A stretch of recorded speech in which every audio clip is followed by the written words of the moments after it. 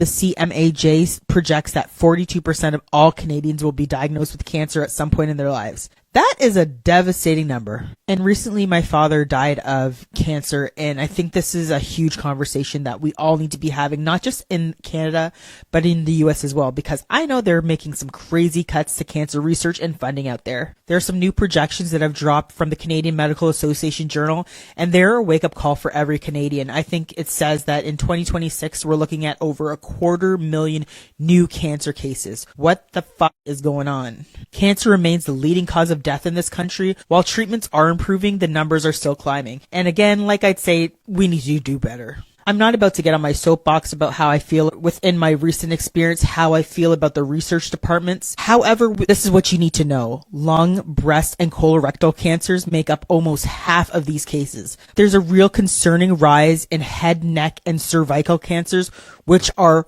preventable. We're also seeing colorectal cancer hitting younger generations harder and faster than ever before. I had a friend that I had known that recently died who was a police officer due to colorectal cancer, and he was in his 40s. Organizations are now fighting to lower screening ages because the current system is just not catching it soon enough. And this is again where we have to put a spotlight on a lens on health equity. And as a nurse and someone who's worked in this space, I really look to the stats and see a systemic challenge.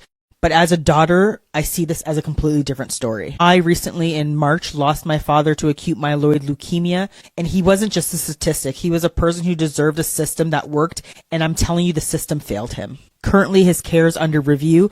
And again, I'm not ready to dive into the details today, but I am ready to crack the door wide open on why this is the leading cause of death and how impactful it is when it hits your own front door. When we see projections like 1,000 deaths a year, we can't just accept things as the way they are. We need to talk about the political determinants of health. We need to talk about screening and screening that's not accessible enough. We need to talk about why HPV vaccination rates have plateaued and why families are left searching for answers after such a devastating loss to cancer. I want to hear your experience. Have you lost a loved one to cancer, and are you questioning the Canadian healthcare system in terms of what more can be done? I certainly am. The data tells us what's happening, but our stories tells us that it matters. We need to keep pushing for accountability in our healthcare institutions, and for my dad and 254,000 other people, please follow along as I continue to bridge the gap between policy, the bedside, and healthcare. Let's talk about it in the comments.